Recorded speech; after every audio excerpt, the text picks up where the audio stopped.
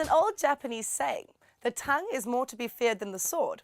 In that case, Yoni Cohen-IDOV is probably what we would consider a modern-day ninja, after bringing Tel Aviv University to victory in the World Championships of Debate in Istanbul. With topics like advertisements to cure homosexuality and the positive depiction of war criminals in the media, this non-contact sport is anything but for wusses. Yoni shows us the art of persuasion by arguing both sides of a debate and shares some of his insights on how to make people think. We want to welcome with us today in studio, Yoni. Come over, Yon. Hello, IDC. Thank you. Hello, world. Hello, Andy. You look lovely today. Oh, and you look smashing. Let me ask you, was that actually an old Japanese saying? Because I don't think it was Japanese or a saying, really. I wouldn't know. I think it's maybe a Leadel saying. A Leadel saying. We know to make an argument, you need to be logical. Obviously. And but what makes a debate a winning argument? I would say debate is the art of arguing logically and in a persuading manner. I would say what makes an argument persuasive is perhaps the combination of three factors. One, listening very carefully, but authentically, genuinely listening to the other side. I would say most people, especially in Israel, regretfully, don't really listen. They maybe pretend to be listening or kind of listen, and then they don't accurately answer the other side. Like I am right now. Exactly, but you can fake it because we have cuts of you listening to me from earlier. And secondly, it's about being logical, not succumb to emotion or demagoguery or slogans. And people think that slogans are persuasive. That's true as long as there's nobody logical out there. Logic trumps slogans every single time. Thirdly, I would say it's in the approach, it's in the style, it's in the attitude towards the listener, because most people, again, regretfully, in our part of the world, it's especially true, they come from an alleged stance of superiority. I'm sorry about the pronunciation. They come from a stance of, you don't understand, I should explain to you. And I would say try it the other way around. I hear what you're saying, you have a great case to argue there. Listen to what I'm saying. Maybe I can contribute some input into it. I think that changes everything. Right. And for you, what's the biggest difference between debating in a debate club and versus a general audience? I'm a performer, such as yourself, not as good or good-looking as you are, but give yourself a bit more credit there. Oh, I'm just being modest, honey. Of course, I'm better than you.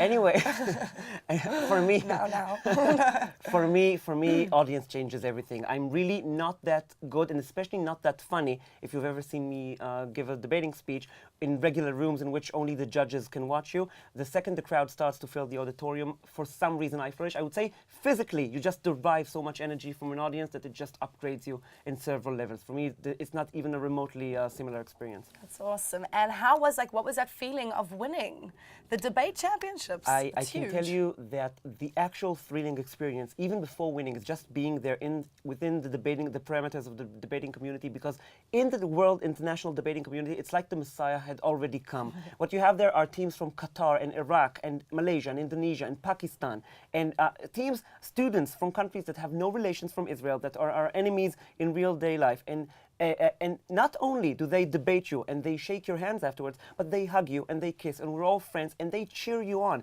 If you hadn't seen a bunch of Malays wearing the authentic Muslim wear, just sit out there and yell and cheer Tel Aviv, Tel Aviv, or the Irish delegation adding a Star of David, a huge blue Star of David to the Irish national flag, then you don't know what people are capable of acting like. For me, that's the most thrilling experience, and winning is just the cherry on top of the cream, really. Right. And debating for you, is this a talent you're going to use in your future, or?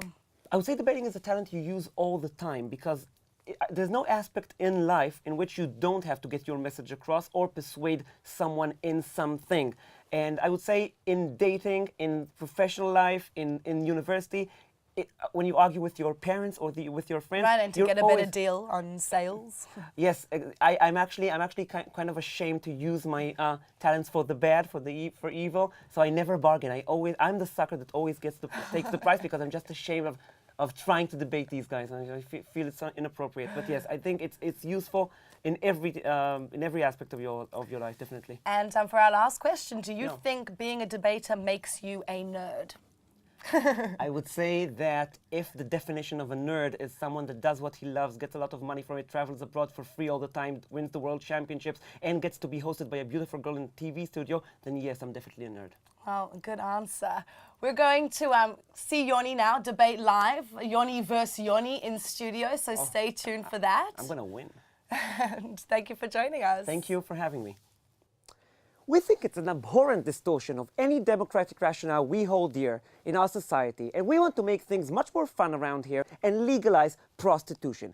We very clearly say that every person has the right over their own bodies, an absolute right and an absolute freedom of choice to do with their bodies as they please. Think about it. Isn't it strange that I am allowed to use any talent I have in order to make money, save the one talent that might award the audience the most satisfaction? Isn't it peculiar that I'm allowed to offer any service to people in exchange for money, save this one service that I might want to give? And finally, why am I allowed to offer any sort of physical labor in exchange for money, save the one kind of physical labor that I may actually enjoy doing? We think that's wrong. We think that prostitution for these reasons should be legal. We think that if two consensual adults want to exchange goods, one providing sexual goods, one providing financial goods, it is their right. Now the other side might say something about women objectification, and we say very clearly, telling a woman that she is not allowed to use her body as she pleases, that's objectification, not the other way around. On the opposition side today, we say prostitution must not be legalized, and we think the previous speaker has no idea what he's talking about, and in particular, he understands nothing about sex. Because yes, people have rights over their own bodies until those rights harm someone else's rights. And while we recognize that some people might want to become prostitutes, we say that the vast majority of people don't grow up wishing to become prostitutes. It is not exactly the lifelong dream of many children. We say prostitution is forced upon most people. Most people are being sold into sex slavery. Most people go to be prostitutes out of desperation and out of lack of choice, and do not actually choose it in a free manner. That's why we say that in a democracy we have to balance the rights and harms. And if we consider the right of that 1% of population to become prostitutes, then we will be harming the other 99%, because we will create a situation in which there are more sex slaves, more desperate women go into prostitution unwillingly, more people are being harmed, and that's simply not worth it to upkeep the rights of the negligible minority of population. At the end of the day, we want prostitution to remain illegal, and the previous speaker would just have to go look for sex elsewhere.